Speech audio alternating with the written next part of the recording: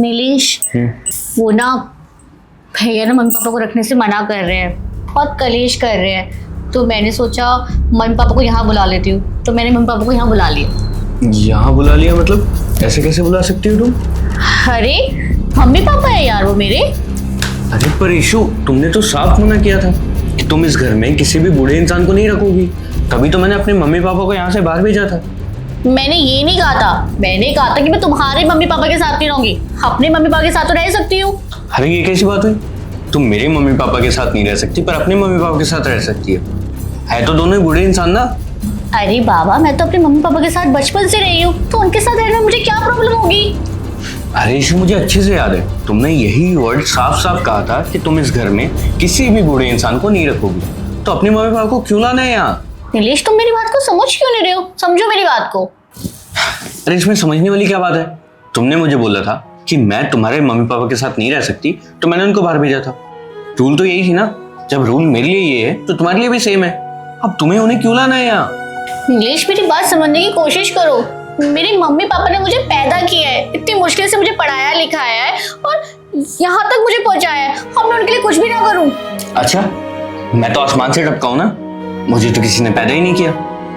जैसे तुम्हारे mummy papa ने तुम्हें पैदा किया, तुम्हें पढ़ा लिखा के इस काबिल बनाया, वैसे ही मेरे मम्मी पापा ने भी मुझे पैदा किया, पढ़ा लिखा के एक अच्छा इंसान बनाया।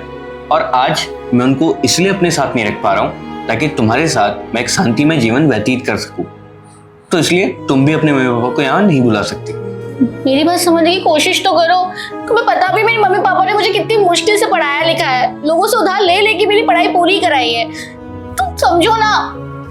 कोई बड़ी बात नहीं है, सबके मम्मी पापा करते हैं, उनकी जिम्मेवारी होती है यार। माँ बाप की तो जिम्मेवारी है। और नीलेश, मेरी जिम्मेदारी का क्या? देखो ईशु, मुझे उससे कोई मतलब नहीं है। मेरी जिम्मेवारी मुझे अच्छे से पता है और वो सिर्फ तुम हो, और मैं अपनी जिम्मेवारी बहुत अच्छे से निभा रहा हूँ। अब तुम ये बात अपने भाई को समझाओ कि वो अपनी जिम्मेवारी निभाए।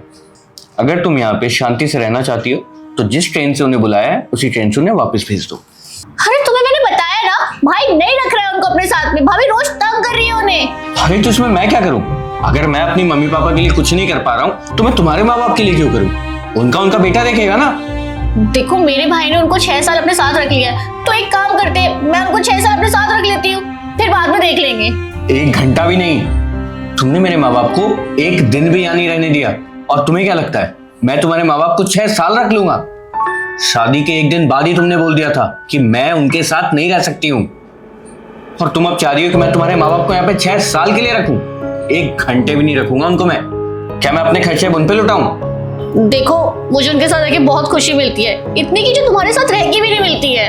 अगर ऐसा है ना तो तुम शौक से उन्हीं के साथ रहो। अरे जब उन्हीं के साथ रहना था तो मुझसे शादी क्यों की? 2 साल हो गए हमारी शादी को। तुम्हें पता है मैं कितने गिल्ट में हूं तब से। मैंने अपने माँ बाप को गाँव भेज दिया।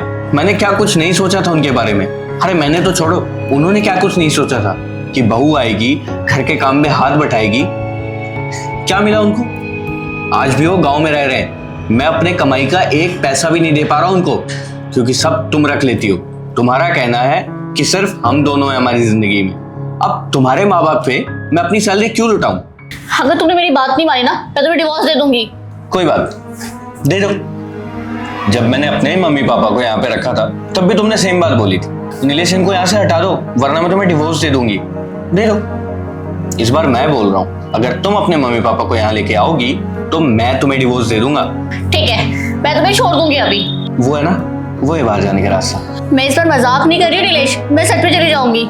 ये तो बहुत अच्छी बात है। इस बार मैं भी मजाक नहीं कर रहा हूँ, मैं भी बहुत ज्यादा सीरियस हूँ। और वैसे भी तुम्हारी जैसी औरत के साथ रहने से बेहतर है कि मैं अकेला रहूं और अपने माँ बाप को यहाँ ले आऊं और खुशी में जीवन जीऊं। बाहर का रास्ता ना उधर से।